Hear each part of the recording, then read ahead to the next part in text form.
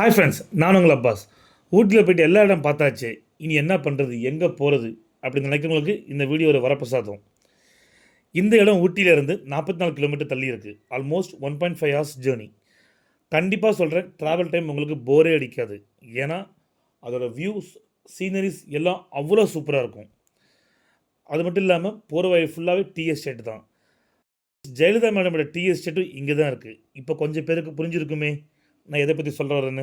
ஆமாங்க, கோடனோட view point பற்றி தான் சொல்ல வரேன்.